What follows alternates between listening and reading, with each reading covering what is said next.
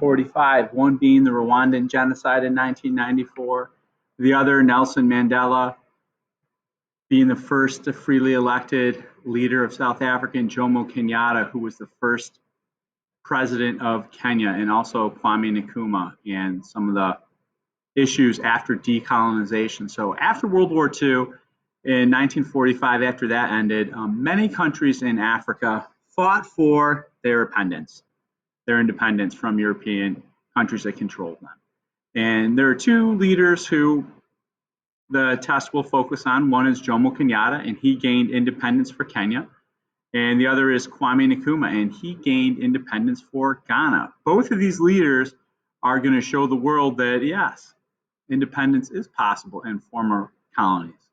And this is a map of independent Africa. And you can basically see the different parts of Africa that were colonized by the different European countries. In the northern part of Africa, you had primarily the French colonizing it in pink. And in Central Africa, you had the Belgians colonizing it. Great Britain colonized lands in the southern part of Africa. But after all the independence movements that happened after World War II, if you notice the map on the right, Africa is all free, and the dates of the different countries' independences are listed. Here is a quote from Jomo Kenyatta. Our children may learn about heroes of the past. Our task is to make ourselves architects of the future. And he believed in the future of a free Kenya. And in 1963, Kenya broke away from the British and had total independence. Kwame Nkrumah, he was a political leader in Ghana. He's going to be the first prime minister and president of Ghana, and he is going to get independence in 1957. And once other countries see Ghana getting independence, they're going to demand independence also. Nelson Mandela is also on the test. In 1994, Nelson Mandela, he fought apartheid, and early on he was a lawyer, but he's most well known for his years in prison as a political prisoner. He spent 27 years in jail, and he fought apartheid. He fought the white minority rule of South Africa his entire life. And in 1994, he is finally elected in the first free elections, the first freely elected president of South Africa when all races were allowed to vote. That's Nelson Mandela. Here's a picture of Nelson Mandela in the middle. And right here is the last apartheid-era president, F.W. de Klerk. He's actually the person who let Mandela out of jail, and he lost the election to Nelson Mandela. And this is Nelson Mandela in victory celebrating. And one of Nelson Mandela's first things he's going to do is he's going to end apartheid.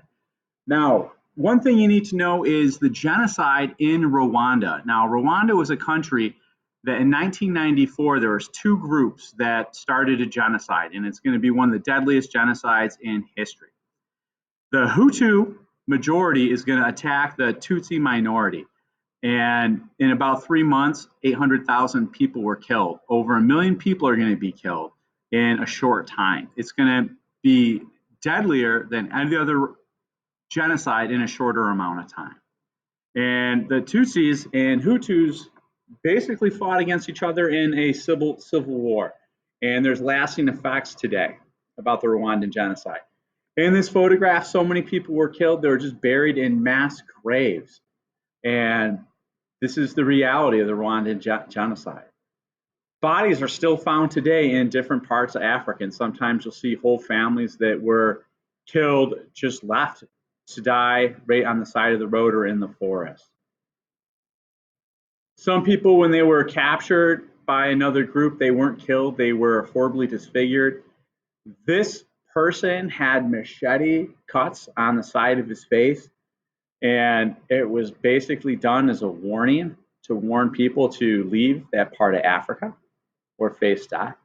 Many people heeded that warning, and you'll see there was many refugees. A lot of people fled Rwanda and they went to Kenya for safety, and they also went to United Nations controlled camps for safety, trying to flee the Rwandan civil war. And it made them easy targets because if there was thousands of people on the road, a lot of times they were robbed or killed.